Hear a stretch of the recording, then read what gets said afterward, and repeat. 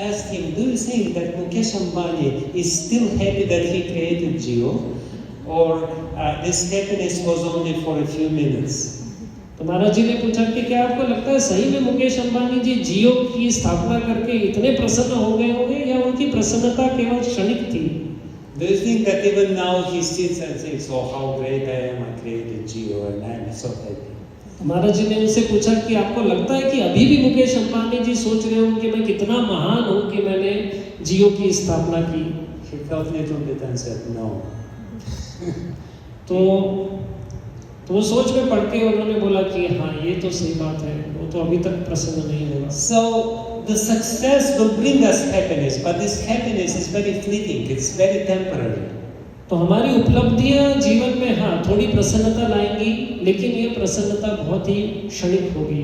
Sometimes people think, yeah, if I have this, I will become happy. If I have this, I will become happy. तो कभी-कभी हमें लगता है कि अगर हमारे पास ये नहीं होगा तो मैं खुश होऊंगा, या हमारे पास ये होगा तो मैं खुश होऊंगा। Yes, you will become happy. हाँ, हम खुश होंगे For one day. एक दिन के लिए। Is it what you want? लेकिन क्या हम केवल एक दिन के लिए खुश रहना No, चाहते we हैं? want to be happy always, हमेशा. नहीं, हम हमेशा प्रसन्न रहना चाहते हैं। And we can only be happy always if Krishna is happy within our heart, if Paramatma within our heart is happy with us. और हमारे जीवन में सदैव प्रसन्नता तभी रह सकती है जब भी कृष्ण जो हमारे हृदय में परमात्मा के रूप में निवास करते हैं, जब भी वो प्रसन्न हो। So Srila Vyasadeva is showing by his example that even though he has achieved such a great success, even though he is a great yogi, even though he is a great rishi and he is such a wise person, still he is not happy. तो श्रील व्यासदेव अपने उदाहरण से दर्शा रहे हैं कि हाँ भले ही वो इतने बड़े लेखक हैं, इतने बड़े ऋषि हैं, लेकिन फिर भी इतनी उपलब्धियों से वो प्रसन्न नहीं है। And at this very moment, when he felt this deep unhappiness within his heart, it actually happened in Badarikashram up there in Himalayas. At this very moment, Narada Muni, his guru, came to him. तो ये घटना बद्रिकाश्रम की है, और जब भी बद्रिकाश्रम में जब भी ये सब घटित हो रहा था, उसी क्षण पे उनके गुरु व्यासदेव जी के गुरु नारद मुनि वहां पर आए। This little, again, part of this story, again, very instructive for us.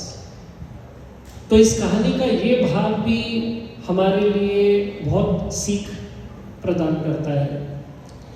When we become introspective and really understand the condition of our heart, when we really understand that I'm not happy despite of all my endeavors, I tried so hard to become happy, still I am unhappy. At this moment, when we realize that something is wrong with what I am doing, at this moment we can meet with our spiritual master.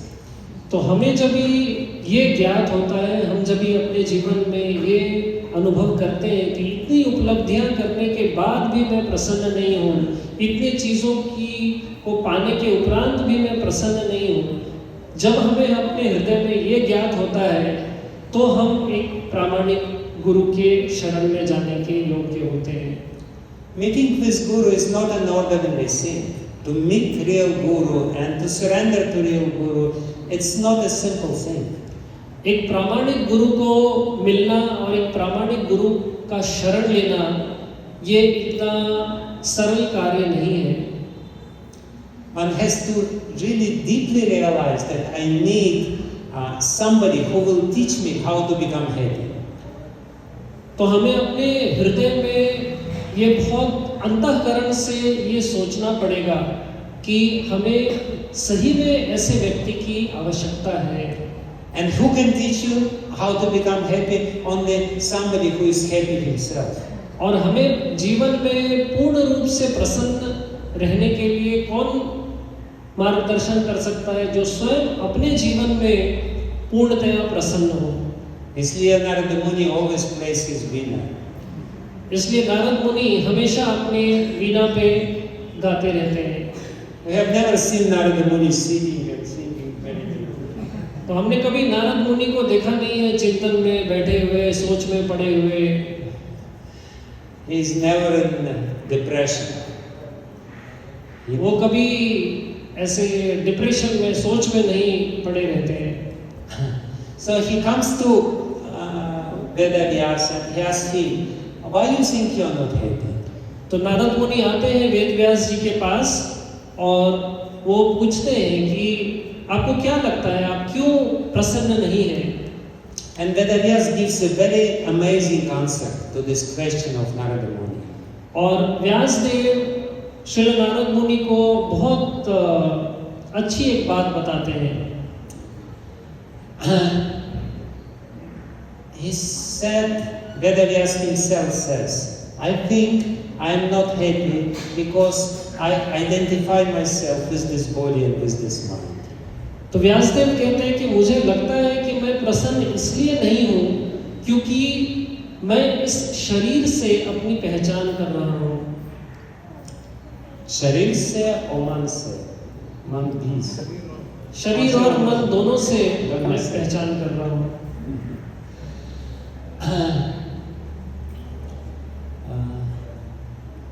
Switching the gears.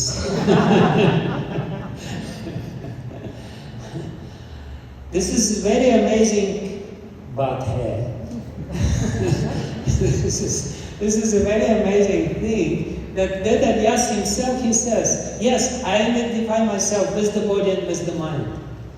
हाँ, तो ये बड़ा ये विस्मय भरा ये प्रसंग है कि व्यासदेव स्वयं कह रहे हैं कि मैं प्रसन्न इसलिए नहीं हूँ क्योंकि मैं अपने शरीर और अपने मन से अपनी पहचान कर रहा हूँ। He is such a great yogi, he is such a great rishi, muni. Still, he sometimes feel I am this body and I am this mind.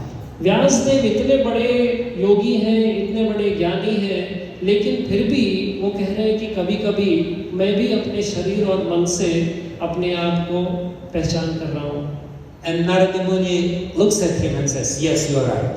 और नारद मुनि उन्हें देखकर कहते हैं कि हाँ, आप बिल्कुल सही हैं। This is your mistake. This is your problem. यही आपकी समस्या है, यही आपकी गलती है। And this is not his problem. This is our problem. और नारद मुनि कह रहे हैं कि ये केवल व्यासदेव की समस्या नहीं है, ये हम सभी की समस्या है। Our problem is that theoretically we may know I am eternal soul, I live always, I will not die. But this is only theoretical knowledge. तो हम भी हमेशा ये नहीं सोच पाते हैं कि हम एक आध्यात्मिक भगवान के अंग हैं, एक जीवात्मा है, लेकिन हम भी सोचते हैं कि हम भी ये शरीर है। सैद्धांतिक रूप से नहीं जानते। When we stand in front of the mirror, we don't think I am Jiva soul. तो हम जब किसी दर्पण के सामने खड़े होते हैं तो हम ये नहीं देखते कि हम तो एक जीव हैं, हम आत्मा हैं। Always our consciousness comes to this level. I am this body and I am this mind. तो हमारी चेतना हमेशा इस स्तर पे पहुंच जाती है कि अरे मैं तो ये शरीर हूँ, मैं तो ये मन हूँ। And when the consciousness comes to this level, I am this body and I am this mind, it means that we have problem. और जब भी हमारी चेतना शारीरिक और मानसिक स्तर पे आ जाती है, इसका अर्थ है कि यहाँ पे कोई समस्या है। Because our body always, there are some problems in the body, one disease or another disease, or one has to scratch something or do something else. तो शरीर में हमेशा समस्या लगी रहती है, कभी कुछ समस्या होती है, कभी शरीर को इधर परेशानी होती है, कभी इधर खुजलाना पड़ता है। And in the mind there is always disturbance, some anxiety, some problem is always there in the mind. और मन में तो हमेशा कुछ ना कुछ चलता रहता है, हमेशा कुछ ना कुछ चिंताएं रहती है, समस्याएं रहती है जो मन को परेशान करती रहती है। And when there is no problem, we will create this problem in the mind and start thinking about this problem. और अगर कोई समस्या नहीं भी है तो भी हमारा मन परेशान हो जाएगा और मन के अंदर ही हम कुछ समस्या का निर्माण करने लग जाएंगे। Mind is very beautiful creation which always creates some problem even if there is no problem.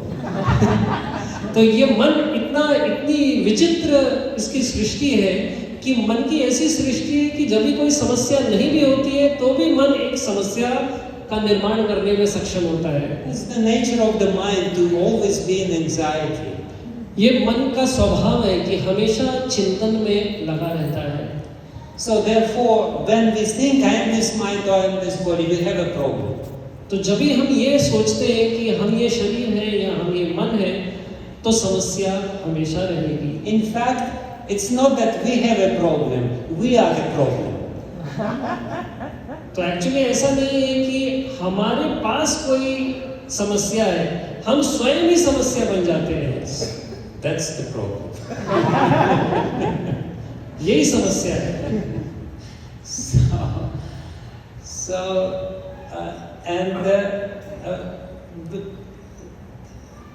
because Vedavyas, even though he is such a great Rishi Yogi, he didn't present the essence of Vedic literature in a proper way. He himself had a problem.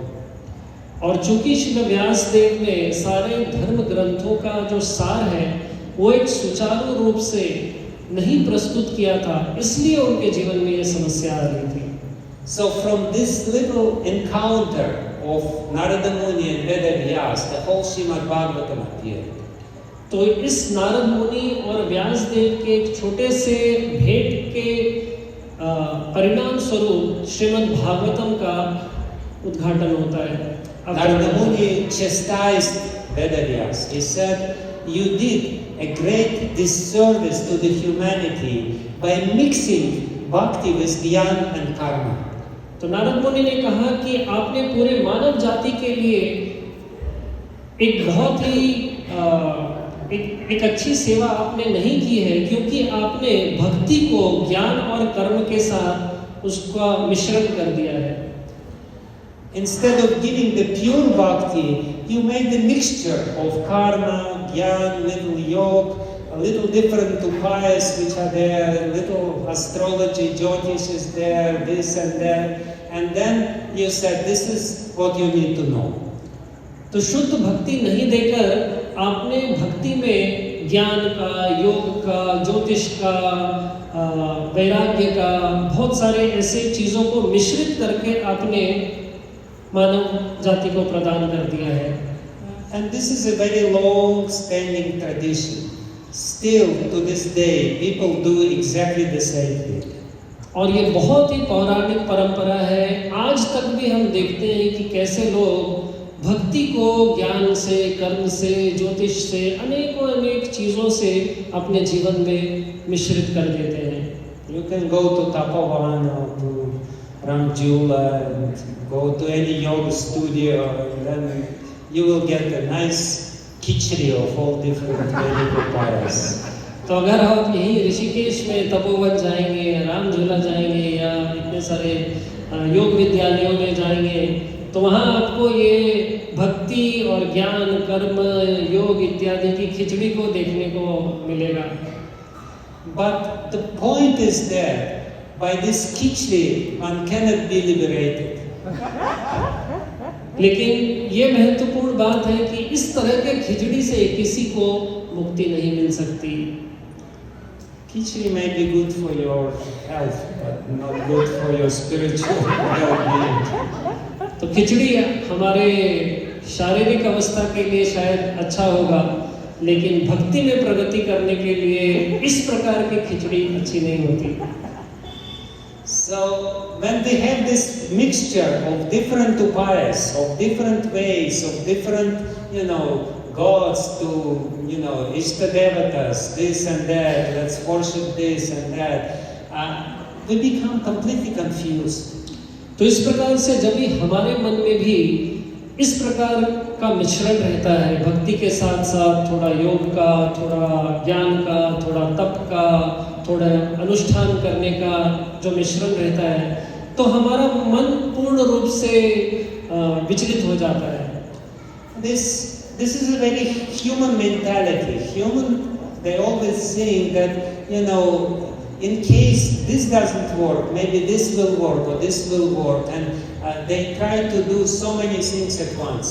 तो हम देखते हैं कि कैसे ये जो मानसिकता है वो इस प्रकार से कि चलो अगर ये काम नहीं करेगा तो शायद ये काम करेगा, ये काम नहीं करेगा तो शायद ये काम करेगा। इस प्रकार से हम बहुत सारी चीजों को अपने जीवन में स्थान प्रदान कर देते हैं। We don't know Shiv Bhagavan, Krishna Bhagavan, Vishnu Bhagavan, Sai Baba Bhagavan और कौन भगवान है हम नहीं जानते। तो यहाँ पे हमें ये नहीं मालूम है कि कौन भगवान है, कृष्ण भगवान है, राम भगवान है, साई जी भगवान है, या जिनको हम नहीं जानते हैं वो भगवान है, क्या है नहीं है, हमें कुछ मालूम नहीं है। But in reality, we should only have one prayojan, one uddeshya should be there, only one goal should be there. Like Sri Ram, he shows this, Ekapatni Vrat, Stree should be completely concentrated on her patni, and the pati should, pati and anyways, so the husband, we only have one Ishtadevata, that's the point. तो इसी प्रकार से हमारे जीवन में भी एक उद्देश्य रहना चाहिए, एक इष्ट देव रहने चाहिए। जिस प्रकार से श्री रामचंद्र जी ने एक पत्नी व्रत रखा था, तो उसी प्रकार से हमारे जीवन में भी आराधना की एक ही वस्तु होनी चाहिए। Sri Krishna himself says in Bhagavad Gita, Bahushakha Anandascha, when the mind has so many branches and when the mind has so many different goals to achieve, ultimately he will not achieve anything. तो भगवान श्री कृष्ण भगवद गीता में स्वयं कहते हैं बहुशाखा ही अनंतश्च, जब ही हमारे मन में बहुत सारी ऐसी विचारधाराएं होती हैं, बहुत सारे ऐसे प्रयोजन होते हैं, लक्ष्य होते हैं, तो हम सही गंतव्य पे नहीं पहुंच पाते हैं। And therefore Narada Muni told Vyas, you did the wrong thing because you mixed everything together. और इसलिए नारद मुनि ने व्यासदेव से कहा कि आपने बहुत बड़ी गलती की है कि आपने भक्ति में इन सारी चीजों का धर्म, अर्थ, काम, मोक्ष, ज्ञान, तप इत्यादि का आपने मिश्रण कर दिया है। You wanted to please everyone, and ultimately you cheated everyone. आपकी इच्छा थी हर किसी को प्रसन्न करने की, लेकिन आपने अंततः हर किसी को धोखा दे दिया। धोखा दे दिया, सही बात है।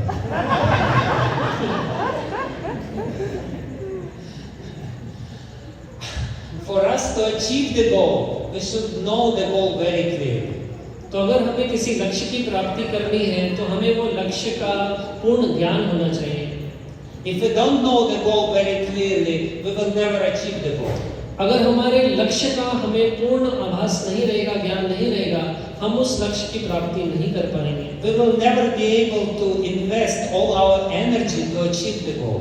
हम अपनी सारी शक्तियों का उस लक्ष्य की प्राप्ति के लिए प्रयोग नहीं कर पाएंगे। And spirit goal is so high that you cannot achieve it if you don't invest your energy into achieving this goal. It's not cheap.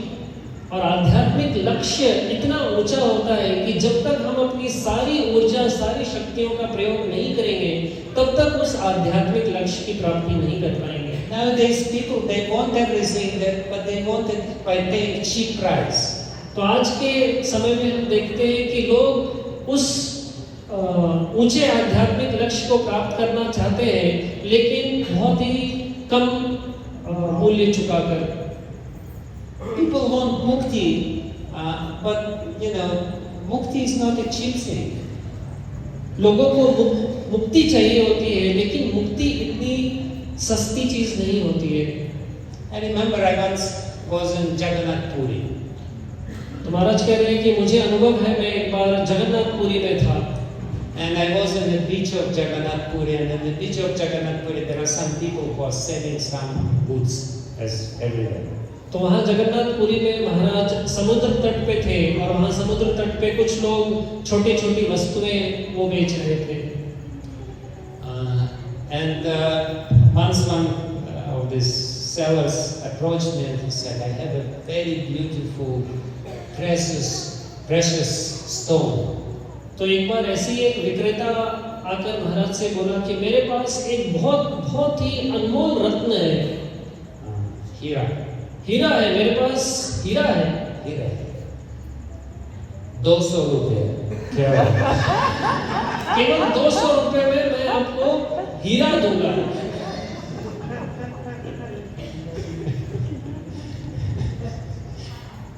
That big. वो भी इतना बड़ा हीरा केवल 200 रुपए में। सही हीरा नहीं है, असली हीरा नहीं है, नकली हीरा है। तो कोई भी बुद्धिमान व्यक्ति जानेगा कि असली हीरा ऐसे नहीं मिलता है, नकली हीरा ही 200 रुपए में मिल सकता है। तब पड़े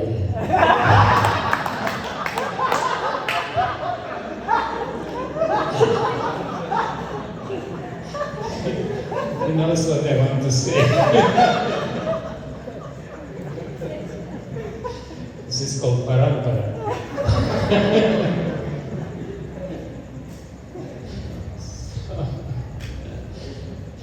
So people want something which is very valuable, but they want to pay cheap price for this. तो लोगों को एक बहुत ही बहुमूल्य वस्तु की आकांक्षा होती है, लेकिन वो बहुत कम मूल्य देना चाहते हैं। And Narada Muni told Vedavyas, you should teach people the real power. तो नारद मुनि ने श्री व्यासदेव से कहा कि आप लोगों को शुद्ध भक्ति के संदर्भ में प्रशिक्षण दीजिए। The real essence of Vedic literature is Shuddha Bhakti. सारे वैदिक ग्रंथों का जो सार है वो शुद्ध भक्ति है। Because only Shuddha Bhakti, only pure Bhakti can give the complete satisfaction to the soul. क्योंकि केवल शुद्ध भक्ति ही आत्मा को पूर्ण संतोष और प्रसन्नता प्रदान कर सकती है। Only Shuddha Bhakti can make your soul completely, totally, always happy. और केवल शुद्ध भक्ति ही हमारी आत्मा को हमें पूर्ण रूप से प्रसन्न रख सकता है। Mixed Bhakti cannot do this. जो मिश्रित भक्ति होती है वो ये अनुभव प्रदान नहीं कर सकती है। What to speak about creating geo, all this kind of achievements. और जो इस जगत के भौतिक उपलब्धियां हैं, जियो इत्यादि, ये किस हद तक हमें आनंद प्रदान करेगी। So the manifestation of this pure bhakti among Vedic literature is Srimad Bhagavatam. तो समस्त वैदिक शास्त्रों में शुद्ध भक्ति का जो रूप है वो श्रीमद् भागवत है। Srimad Bhagavatam speaks only about Shuddha Bhakti. Shrimad Bhagavatam में केवल और केवल शुद्ध भक्ति के बारे में विवरण है। In Srimad Bhagavatam there is some stories about karma or jnana or yoga. There is there. हाँ, श्रीमद् भागवत में भी कुछ प्रसंग मिलेंगे जिनमें कर्म, ज्ञान इत्यादि की चर्चा होती है। But all these prasangs, all these stories only as a background to show that the real goal is Shuddha Bhakti. लेकिन इन सारे प्रसंगों का प्रयोजन ये है कि इनके पीछे शुद्ध भक्ति ही सर्वश्रेष्ठ है। And the Shuddha Bhakti, the object of Shuddha Bhakti, Srimad Bhagavatam very beautifully describes that the object of real Shuddha Bhakti is only Krishna, and not only Krishna, but only Krishna in Vrindavan. तो श्रीमद् भागवतम ये बहुत ही स्पष्ट रूप से दर्शाता है कि शुद्ध भक्ति का जो प्रयोजन है, शुद्ध भक्ति केवल और केवल भगवान श्री कृष्ण के लिए होनी चाहिए। केवल श्री कृष्ण नहीं, अपितु जो वृंदावन में श्री कृष्ण निवास करते हैं उनके लिए होनी चाहिए। Only Vrindavan Krishna, which is Madhurimaya Krishna, which is very sweet Krishna, which is completely human-like Krishna, which allows very close relationship with him, he can only be the object of pure bhakti. तो शुद्ध भक्ति का जो औचित्य, शुद्ध भक्ति के जो लक्ष्य है वो केवल वृंदावन कृष्ण हो सकते हैं, जो पूर्ण रूप से मधुरमयी होते हैं, जो पूर्ण रूप से इतने मीठे हैं, इतने मिठास से परिपूर्ण हैं कि वही हमें पूर्ण आनंद प्रदान कर सकते हैं। And therefore, when Srimad Vyasadeva created Srimad Bhagavatam, he invested into Srimad Bhagavatam in the very middle of Srimad Bhagavatam, this precious 35 or 36, so 37 chapters about Vrindavan Krishna Leela. तो जब भी श्रील व्यासदेव ने इस प्रकार से श्रीमद् भागवतम की रचना की, तो उन्होंने एक 36-37 अध्याय केवल वृंदावन कृष्ण के बारे में विवरण के लिए अलग से लिखा। And ultimately, if we understand this, then the pure bhakti will come to our heart. और अंततः अगर हम ये समझ पाते हैं कि वृंदावन कृष्ण को ही प्राप्त करना जीवन का लक्ष्य है, तो शुद्ध भक्ति को हम अपने जीवन में अपना पाएंगे। Just by hearing Srimad Bhagavatam, one can achieve pure bhakti. केवल श्रीमद् भागवतम के श्रवण और पठन से हम शुद्ध भक्ति प्राप्त कर सकते हैं। And only when we get Shuddha Bhakti, then we can get beyond the body and mind. और जब हमें शुद्ध भक्ति की प्राप्ति होगी, तभी हम इस शारीरिक और मानसिक स्तर के ऊपर उठ पाएंगे। When we are in this stage of complete absorption in Shuddha Bhakti, and Shuddha Bhakti is a very absorbing thing, then we will be able to completely get rid of this attachment to body and mind. तो इस प्रकार से जब भी हमारा मन पूर्ण रूप से शुद्ध भक्ति में आसक्त हो जाएगा, शुद्ध भक्ति के चिंतन में आसक्त रह जाएगा, तभी हम शारीरिक और मानसिक स्तर से ऊपर उठ पाएंगे। So Shuddha Bhakti is the real samadhan to all our samasya. इसलिए शुद्ध भक्ति जो है वो हमारे सारी समस्याओं का एक सही समाधान है,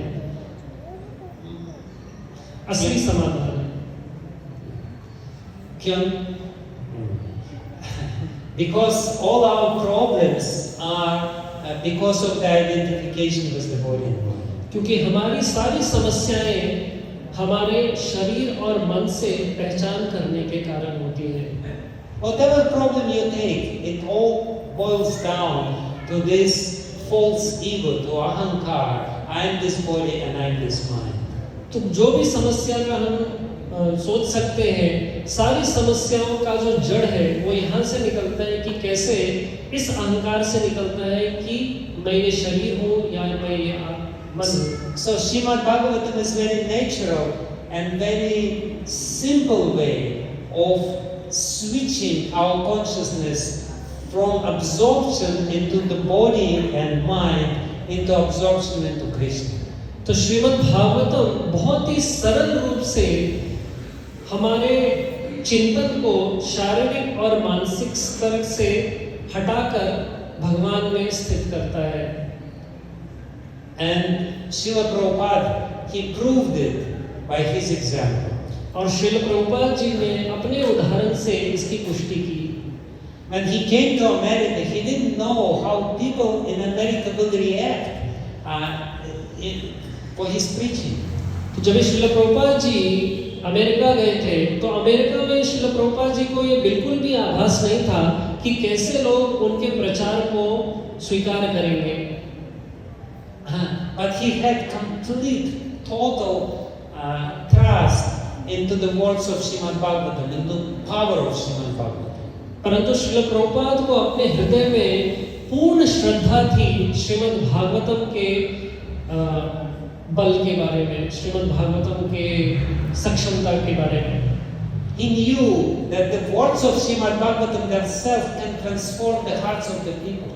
तो श्रील प्रभुपाद जी को ये पूर्ण निष्ठा थी कि श्रीमद् भागवतम के जो संदेश हैं वो किसी भी व्यक्ति के हृदय को पूर्ण रूप से बदल सकते हैं। He came to hippies, and hippies were, they were taking drugs, sometimes they were going naked, they were very degraded people. तो श्रील प्रभुपाद जी ऐसे परिस्थिति में गए थे जहाँ पे हिप्पी मूवमेंट चल रहा था। हिप्पी मतलब वो नशा पान करते थे, वो कभी-कभी नंगे विचरण करते थे। ऐसी परिस्थिति में श्रील प्रभुपाद जी श्रीमद् भागवतम के साथ अमेरिका में पहुंचे थे। But Srila Prabhupada said, I made hippie into happy. परंतु श्रील प्रभुपाद जी ने कहा कि मैंने इन हिप्पियों को हैप्पियों में कन्वर्ट कर दिया by changing their hearts. उनके हृदय को परिवर्तित करके। How he changed their hearts? By Srimad Bhagavatam, by the words of Srimad Bhagavatam. कैसे उन्होंने लोगों के हृदय का परिवर्तन किया? श्रीमद् भागवतम के संदेश को प्रदान करके।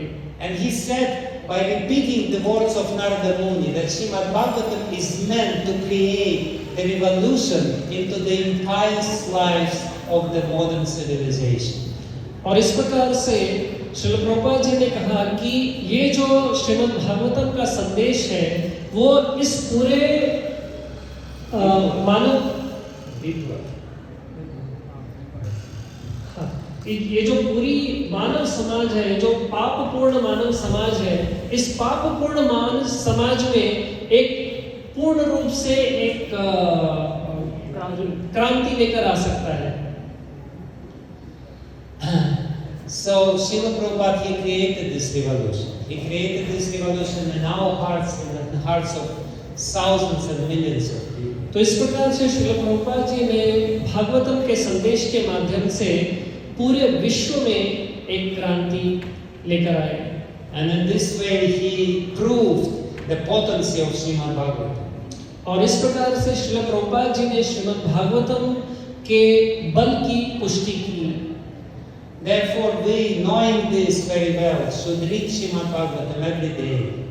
और इसलिए जब भी हम इस प्रकार से श्रीमद् भागवतम के बल को देखते हैं, कैसे पूरे विश्व में लोगों का हृदय परिवर्तन हुआ है, ये हमारा भी उत्तरदायित्व है कि हमें प्रतिदिन श्रीमद् भागवतम का पठन करना चाहिए। By serving Srimad Bhagavatam every day, by reading Srimad Bhagavatam every day, we can completely purify our heart. तो इस प्रकार से श्रीमद् भागवतम का प्रतिदिन श्रवण करके, प्रतिदिन सेवन करके, पठन करके हम अपने जीवन को शुद्ध कर सकते हैं। And then we will be able to also purify other people, and this whole world will be purified. और इस प्रकार से न हम केवल अपने जीवन को शुद्ध कर पाएंगे, अपितु इस पूरे संसार को शुद्ध करने की शक्ति हम में आएगी। And if we, having this chance of coming in contact with Srimad Bhagavatam, don't take advantage of Srimad Bhagavatam. Don't really try to absorb our mind into Srimad Bhagavatam. We should consider ourselves the most unfortunate people in the world. और अगर श्रीमद् भागवतम के संपर्क में आने के बाद भी, श्रीमद् भागवतम को पढ़ने के अवसर को प्राप्त करने के बाद भी अगर हम श्रीमद् भागवतम को अपने जीवन में नहीं स्थान देते, नहीं पढ़ते हैं, तो हमें अपने आप को इस पूरे जगत का सबसे अभागा व्यक्ति समझना चाहिए। There is this famous concept in Vedic culture of Pancharin about 5 depths which we all have. तो वैदिक संस्कृति में 5 प्रकार के ऋणों की व्याख्या आती है। And one of the depths which we have is the depth to great wise people who were before us, very, all these great munis and rishis who created this great literature. तो इन 5 ऋणों में एक ऋण ये भी है कि हमसे पूर्व में आए हुए जो बड़े बड़े संत ऋषि मुनिगण रहे हैं, जिन्होंने इन बड़े ग्रंथों की रचना की है, उन ऋषि मुनियों के प्रति भी हमारा ऋण रहता है। How can we absolve ourselves from this ऋण? Because if we remain debtors, we will have to come back again and again and again. We will have to come back into this material world. तो प्रश्न उठता है कि इस ऋण से हम अपने आप को कैसे बचा सकते हैं? क्योंकि अगर हम ऋणी रह गए इन महान आचार्यों के, महान ऋषि मुनियों के, तो हमें इस जगत में बार-बार वो ऋण चुकाने के लिए जन्म लेते रहना पड़ेगा। So to absolve ourselves from this ऋण, we have to study their literature. तो इसलिए इस ऋषि मुनियों के प्रति जो एक ऋण है, उस ऋण से अपने आप को बचाने के लिए हमें श्रीमद् भागवतम जैसे ग्रंथों का नित्य रूप से पठन करना पड़ेगा। Otherwise, Vyasadev, he just without any reason created the Srimad Bhagavatam. No, he created it for us, and we have to take advantage of this and be grateful for him for doing this. तो ऐसा नहीं है कि श्रील व्यास देव ने यूं ही श्रीमद् भागवतम की रचना कर दी, नहीं। श्रील व्यास देव ने हम सबके लिए श्रीमद् भागवतम की रचना की है और ये हमारा उत्तरदायित्व रहता है कि कैसे हमें भी श्रीमद् भागवतम को नित्य रूप से पढ़ना चाहिए और अपनी कृतज्ञता को व्यासदेव के प्रति व्यक्त करनी चाहिए। And if we chant Hare Krishna, it's very important along with chanting Hare Krishna to read Srimad Bhagavatam. और जब हम भगवान के नाम को हरे कृष्ण महामंत्र का जप करते हैं तो ये बहुत आवश्यक है कि भगवान का नाम जप के साथ साथ श्रीमद् भागवतम का भी नियमित रूप से पठन करना चाहिए। Because chanting of Hare Krishna is meditation, is dhyan, and we can only meditate when we know the object of our meditation, which is described in Srimad Bhagavatam. तो ये जो जप की प्रणाली है, भगवत नाम के जप की प्रणाली है, वो एक ध्यान की प्रक्रिया है और हम भगवान के नाम पे ध्यान उतनी ही अच्छी ढंग से कर पाएंगे जब भी हमें उस ध्यान के लक्ष्य, जो ध्यान की वस्तु है, उसका पूर्ण ज्ञान होगा। So by chanting Hare Krishna and reading Srimad Bhagavatam only, we in a very easy but not cheap way can achieve the real spiritual success in our life. तो भगवान के केवल नाम जप और नियमित रूप से भागवत श्रवण और पठन से ही बड़ी सरलता से हम भगवत भक्ति की प्राप्ति कर सकते हैं, आध्यात्मिक लक्ष्य को प्राप्त कर सकते हैं। सरल से but not cheap. तो ये सरल है लेकिन सस्ता नहीं है। सरल है, सस्ता नहीं है। सही बात है। Thank you very much. आप सबका बहुत बहुत धन्यवाद। हरे कृष्ण। तो किन्हीं का कोई प्रश्न है आज के महाराज के प्रवचन से? पीछे माता जी का एक प्रश्न। माता जी खड़े होकर पूछ सकते हैं।